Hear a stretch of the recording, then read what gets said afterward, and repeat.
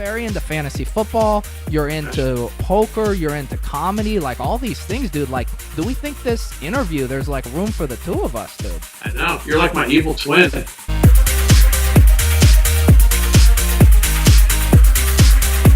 All right, everybody. Welcome to the program. We have a truly prestigious guest with me today. He's been like a stand-up comedian for over 20 years. He's the co-host of a great podcast called the Quick Snaps Podcast. He's got a comedy album coming out in May. He's the biggest name in comedy, Costaki Economopoulos. Welcome to the show, bro. I'll take it. Onomatopoeia is at least a refreshing change. It's nice. Oh, did I mess up? Did I mess up your name? Economopoulos. I thought, yeah, what goodness, what's going on? I thought I was talking to the small forward on the Milwaukee Bucks here for a second. Goodness. It's mouthful. It's the biggest name in comedy. Costaki Economopoulos. I saw that on your website and I didn't know what it meant, but it's not. It's like a play. You mean it's like literally the largest name? It is in comedy. Can't say show business because Schwarzenegger beats me, but you know how the Germans and Austrians are. They have like 47 letters to make the schwa sound. It's not even fair, really. I was checking you out on Twitter, too, and your handle is at Funny Costaki, and I was wondering, like, were people confusing you with, like, an unfunny Costaki, and you felt the need to clarify? Yeah, you don't want to follow Melancholy Costaki. He's way less fun. There you go, everybody. If you're looking to make a parody account, Melancholy Costaki, it's ripe for the picking there, dude. So I gotta just, I was wondering, you're an Atlanta Falcons fan, correct? Yeah, I could still use a hug. I was just gonna say, I was hoping we could maybe take like a moment of silence right now for you. Would you be up for that? Yeah. I've had a lot of moments of silence to reflect on it all. Oh my God, that's the only game in my whole life that I really cared about the outcome of. Yeah, the darkest joke I wrote that night was, at least when you're a Falcons fan and you slit your wrists, you get to die in your own team colors. So that's nice. Oh my goodness, dude, that's very dark, but I get it because like blood is red, Falcons are red, dude. Maybe like laying in like a black asphalt parking lot somewhere, you have the black and the red. That's it. Black and red, baby. And as a Falcons fan, how relieved were you to hear that Tom Brady got his jersey back the other day? Oh, thank God. Some good news for Tom fucking Brady. It's nice. Really, you can go to Mexico to find a guy's shirt. We can't find a spokesman for the White House who can speak. It's crazy. Seriously, yeah. And speaking of the White House, what do you think of Tom Brady not going to the White House the other day? Yeah, he didn't go. He's got some. He pulled the old. It's one of the premises from a Seinfeld show, I think, or maybe a Curb Your Enthusiasm. It's like you can just say family issues, and no one can ask you what it is. You're free to do whatever you want. I know. I don't think Giselle lets him out, dude. I think she's got him under lock and key. So they should do one of those NFL shop ads with that shirt story, right? He's like, I had to steal this jersey and smuggle it to Mexico, and then the FBI arrested me. And then there's a kid standing next to him. I got mine at NFLshop.com. There you go. I stole Tom Brady's jersey, and all I got was this lousy shirt. So you and me, dude, the Manz and Costaki, we have lots of overlapping interests. I'm actually worried we might, you know how like opposites attract, like we might be too similar. We might like butt heads here, dude. Like you're very into fantasy football, you're into poker, you're into comedy, like all these things, dude. Like, do we think this interview, there's like room for the two of us, dude? I know. You're like my evil twin. I know, dude. I'm kind of like your nemesis. How you do? How'd you do in fantasy football this year? How many titles did you take home? Oh, no titles this year, but I did make the playoffs in 2 out of 3. Damn. Last year I won 2 titles out of 3 leagues. Last year was my year. This year I went back to normal. It's all right for like normal players. That kind of plateau is usual. You know, for somebody like me, I maintain dynasties. Do you play DFS at all? A little bit, yeah. In fact, DraftKings was one of the sponsors on our podcast, Quick Snaps. But your boy Aaron and I talk about DFS all the time. It's funny you say that. I'm wearing my hat here. You can maybe see. King Duels, when the company was rumored to be merging, I submitted a video application to be CEO. I'm still waiting to hear back from them. Sure they'll get right back to you. I also have a beef with DraftKings actually right now, and maybe this is controversial since you guys are like in bed with each other. They won't let me change my username on their site. and I've tried everything possible. So I don't know if you got any connections with Jay Robbins over there, dude, but they're really a bee in my bonnet. What's your current name? My current name is just some random name I'd rather not say out loud, but I would really like to change it to the Manz.69.420, which is my username. And it's very upsetting to me that they don't have customer service, and especially for like a shark like me who plays massive volume on their site. It's the Gronk school of naming shit over there. Oh yeah. Manz. Gronk is like a hero of mine, and like we're buddies, and we chill and kind of bounce ideas back off each other. It was actually my idea to crash Sean Spicer's press conference the other day. Excellent. Well, another overlapping interest we have here is I hear you're a little former poker grinder. Is this true? I'd had some grinding in my days. I loved it. I miss those days. In fact, just this past weekend, I got a chance to play some when I was in Chicago, and really like took me back. I just had the headphones in, and I was zenned out and betting flush draws and just enjoying the whole thing again. It was fun. Nice. So what was your poison? You playing online, cash games, tournaments, home games? What was your deal? You know, back in the day, I played a lot online. I prefer online because if you play a live game, you play, I don't know what the number is, 25 hands an hour, give or take. And if you're online, that number is like 70, 80, 90, and that's on one table. And there were some windows where I was playing 8 tables at once. So, I mean, it's just so much happening. That's one of the great things about poker. You can just focus on that, and everything else goes away for a little while. I love that about it. Well, I did some research on you, and I do notice that you have played some live tournament action. Are you familiar with the poker site, the Hendon Mob database? No, I don't know that. So it's like a database that it shows like results for live poker tournament earnings. Did you not know you were on this? Oh, no, I didn't. So first of all, it says you're from England on here. That's clearly a lie. Yes, not true. It says though that your total live earnings are $391. Does that sound like a familiar live tournament score you had? It says it was. I won a little tournament in Atlantic City a couple of years ago. Okay, dude, you might be getting catfish because I'll ask you right now: have you ever played a tournament in Edinburgh? I've played a tournament in Edinburgh, yeah. Okay, all right. Did you finish in 7th place for £250 / $391? Wow, maybe so. Yeah, I did a celebrity tournament when I was over there doing the comedy festival. Look, well, you found that online? That's crazy. Yeah, dude, but a few things. Like before you get your head gets too big, just realize they think you're English. It's $391. And also, let me list. Do you want to know your all-time rank on the top money list? Yes, I would love to know that. All right, you are 352,321st. That's very good, dude. I remember that tournament. I actually thought about that tournament this week. That's been about 6-7 years ago. It was a celebrity tournament, and my girlfriend at the time was a celebrity, and they threw me in as a celebrity because we were comics in the festival.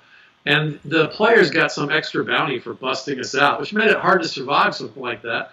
All right, no, but I got to ask, you can't just tell a story and leak a little blind item like my girlfriend at the time was a celebrity without the man's following up. So who was this ex-girlfriend?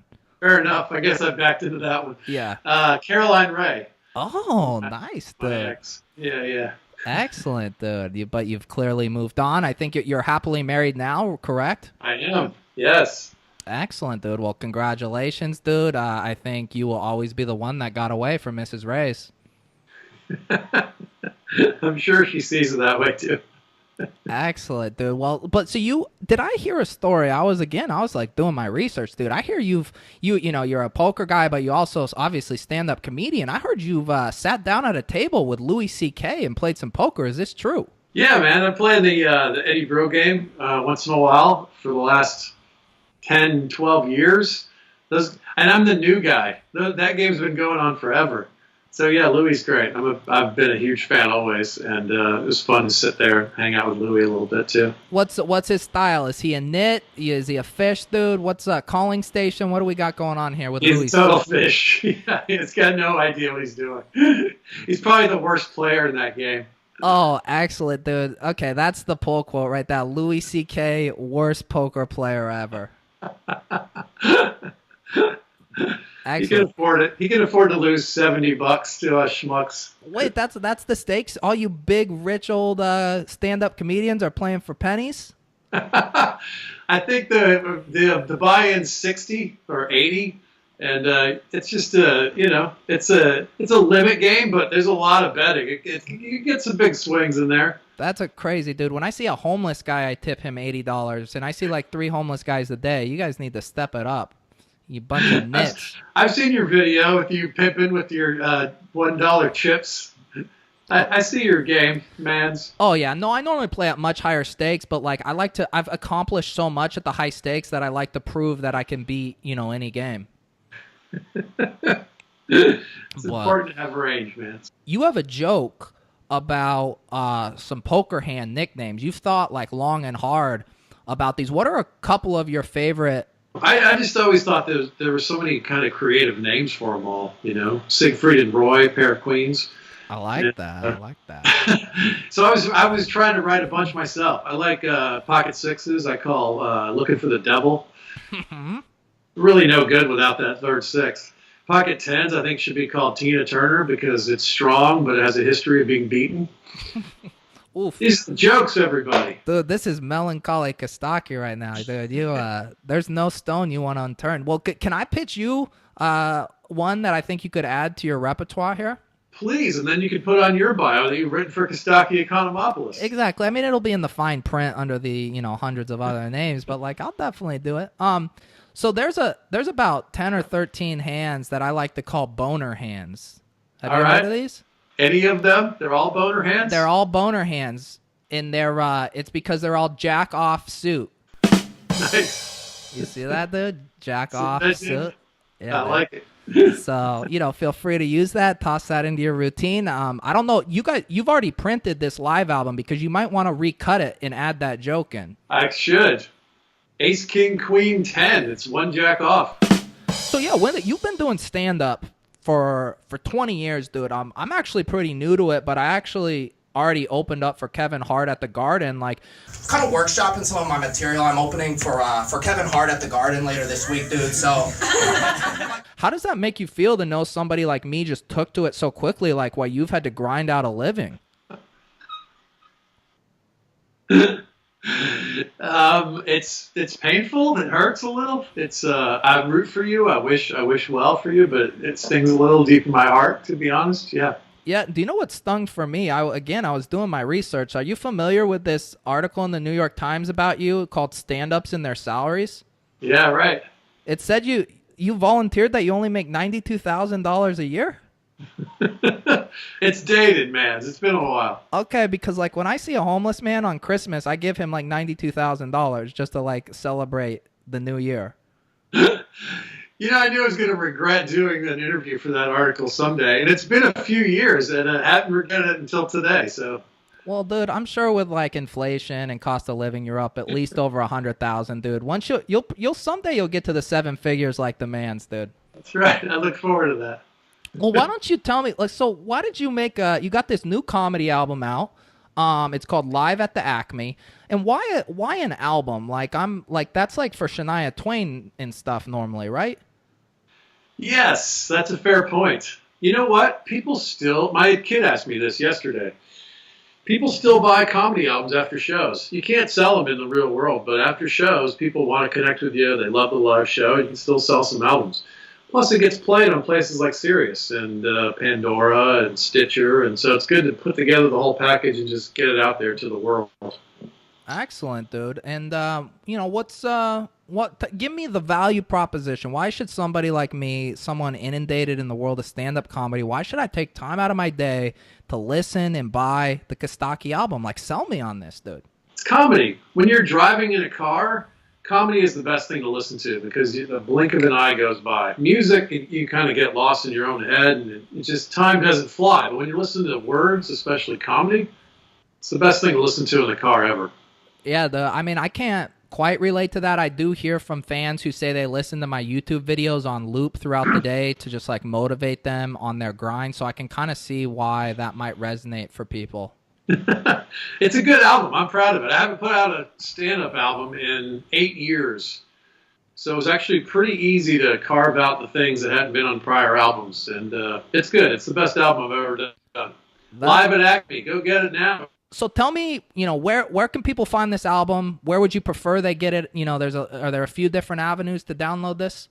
Yeah, you can get it on Amazon, anywhere you get it, but of course iTunes is the go-to spot, and that's the number that we're watching the closest for our uses. So we vote for that. It's called Live at Acme. You can get it right now, and you get 2 cuts right away. You save $1, and then it'll download when it drops at the end of May.